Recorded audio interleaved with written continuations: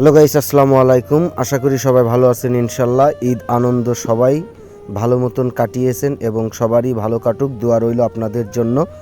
আসুন আর কথা বাড়াবো না, ভিডিও স্ক্রিনে যে মাছের চারাপোনাগুলো দেখছেন, অবশ্যই মাছের চারাপোনাগুলো কী মাছ, কতগুলো মাছ আমরা এখান থেকে ডেলিভারি নিচ্ছি, বিস্তারিত জানতে হলে ভিডিওটি স্কিপ করবেন না, ফুলফিল দেখে গঠনমূলক কমেন্ট করবেন, শেয়ার করবেন, সাবস্ক্রাইব করে দেবেন ইনশাল্লাহ।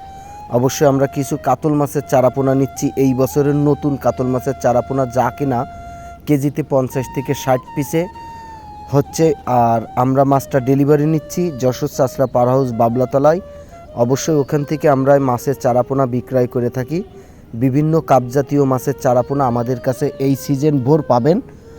আর যদি কেউ মাছের চারাপোনা নিতে চান, অবশ্যই ভিডিও স্ক্রিনে দেওয়া নাম্বারে যোগাযোগ করবেন। কোন জেলা থেকে নেবেন অবশ্যই পরিচয় দিবেন।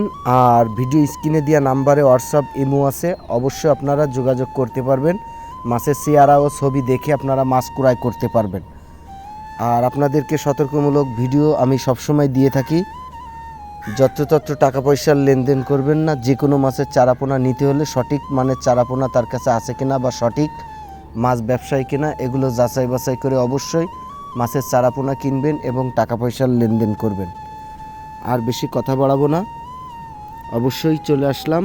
আর আপনারা দেখতে পাচ্ছেন সুস্থ সবল মাছের চারাপোনা না হলে আপনারা কুড়াই করবেন না, কারণ আপনাদের ঘের পুকুর পাড়ে যাওয়ার আগেই যদি মাছের চারাপোনা নষ্ট হয়ে যায় বা মারা যায়, অবশ্যই আপনি ব্যবসায়ী মুখে লস খাবেন।